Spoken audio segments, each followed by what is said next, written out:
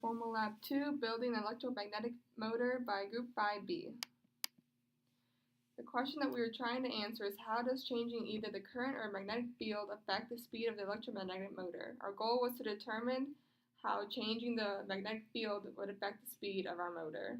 We hypothesized that by adding a second set of magnets above the coiled wire, we would be able to increase the speed of the coil by adding a second magnetic field.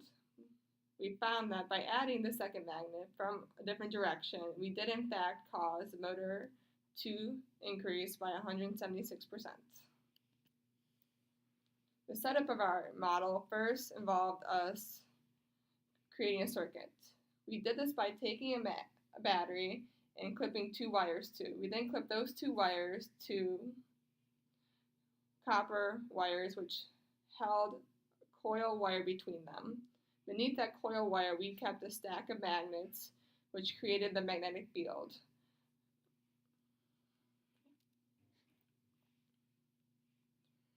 We did our experiment by adding a second set of magnets above the coil wire, therefore adding a second magnetic field.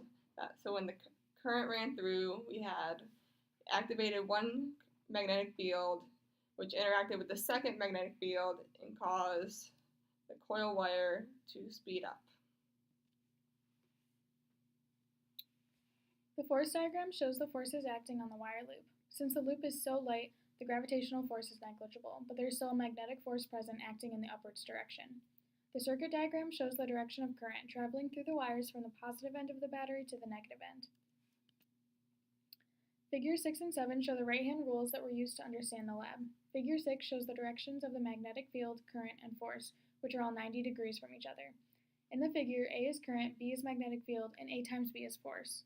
Figure 7 shows the relationship between the direction of the magnetic field lines, shown by the thumb, and the direction of the current, which goes in the direction in which the fingers of the right hand point when curled in a fist.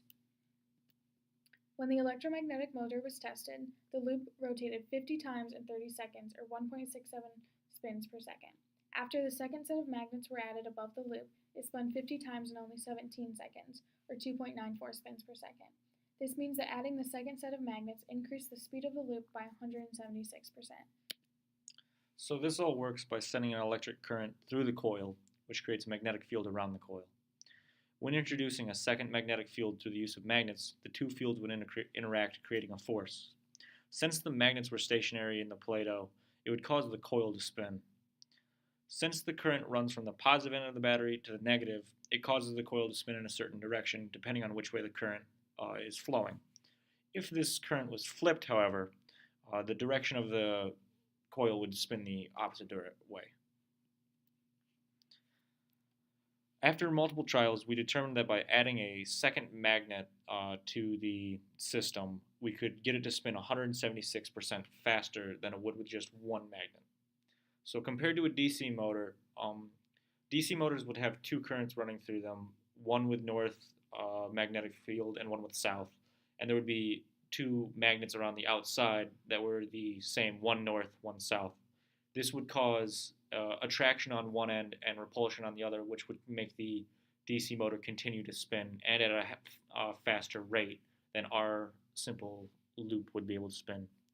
There are some limitations to this experiment, as the loops holding the coil were relatively loose, so the coil could come off, which would cause us to have to redo this experiment. There was also some human error in finding the correct number of magnets that were needed and how close they had to be to the loop, as if they were too far away, no magnetic force would be, or no magnetic field would be felt, and if they were too close, then it could either cause the loop to stop, as it would just be too strong of a field, or it would stop it by hitting the